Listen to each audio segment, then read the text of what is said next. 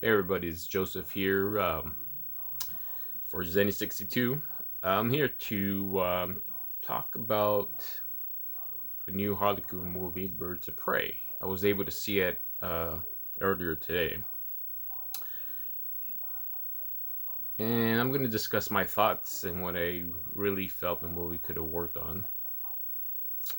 Let me start off by saying, and give you an analogy. What seems to be very popular with a lot of teenagers is that whole punk rock look, that teenage angst a lot of them have. Not everyone's like that, but we've seen that kid somewhere. Spike, punk rock hair, colored hair, safety pins, and the eyebrows, jackets, ripped pants, combat boots, spike wristbands. And that's what this movie reminds me of. Now, anybody out there who's over 40 knows this is a look that's been popularized since the 70s and 80s, and it's always been a sign of rebellion, me against the world type of attitude, and I'm going to be a rebel. And that's what this movie is. It reminds me of someone trying too hard to be eccentric, to be different, and it just comes off unoriginal. Stylized wise, this movie didn't work for me. It's supposed to be set in Gotham. There's very little that reminds me of Gotham. Didn't really see any signage, uh, any iconic or landmarks that Gotham's always been known for. The only exception to that is an opening scene where they show Ace Chemical Plant. But that doesn't mean the movie shouldn't work. I really enjoyed the movie Joker. And when you think about what's being done at Warner Brothers with the Joker and previous incarnations of the Batman, the Christopher Nolan trilogy of The Dark Knight, you see an exceptional piece of material. I mean, you see actual cinema. It's not just a movie, it's good, if not great cinema. And unfortunately, this is not the case for this movie. Maybe it's not supposed to be, and it doesn't have to be. It could be quirky, it could be fun. We've seen Warner Brothers do that with Shazam. That worked. But this doesn't work. Stylized wise, getting back to that, you have scenes that remind me of a Tim Burton scene, but it's so isolated. It's only one scene that it seems to be patched in the middle of a Gotham that looks you filmed it down any downtown urban city, which it stylized wise it just doesn't work. You don't know what they're going for. It's very comical at one point. You have scenes where you have people on roller skates, and again, going back to the carnival scene, that reminds me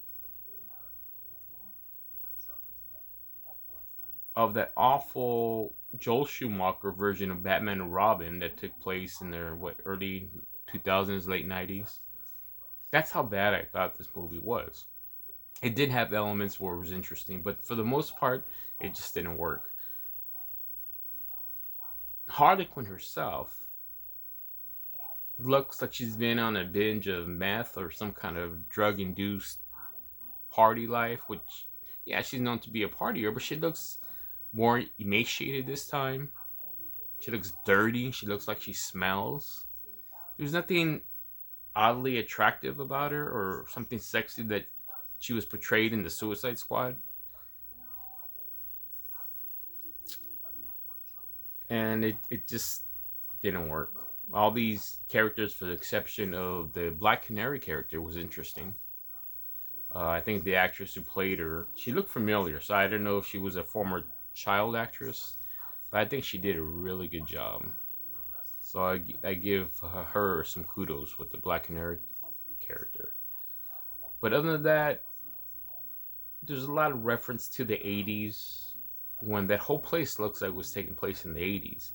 The style of clothes they were wearing, uh, the look of some of the parts of the film look 80s.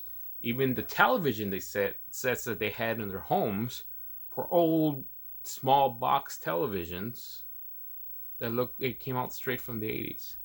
So this joke about, oh well, you're talking about you're from the 80s and this cop looks like she was from the 80s. That's all the place looks like. For the only exception that you kind of have an inkling that it's in modern day is smartphones. But other than that, you have stereotypical characters. Every cop in Metropolis, or in Gotham, I should say, excuse me, in Gotham, are fat, clumsy, donut eating cops who don't know how to fight Harley Quinn, who just stand there waiting for her to come and take out her anger on. And the other part that I see a lot of people upset with recently is somewhat the emasculation of men. This whole notion that powerful women need to berate and degrade men, to me, is just as bad as a misogynistic man who does those things to women. Yeah, both of them are so played out nowadays that it's kind of sad that you kind of sense that that's where this is going, because the whole empowerment movement, completely fine, have no problem with that. Don't have a problem with a woman being my boss. Don't have a problem with a woman in power. Don't have a problem with the woman superhero character. But it gets played out when it becomes a narrative of idiocracy, basically. You have characters that are just stupid, that don't challenge her. And the fighting sequence is just, I mean, I never met a group of gang members that wear funny masks and stand around waiting for someone to attack them before they go on the attack, because it's supposed to be an army of these street thugs fighting Harley Quinn and her birds of prey, but they're bumbling idiots.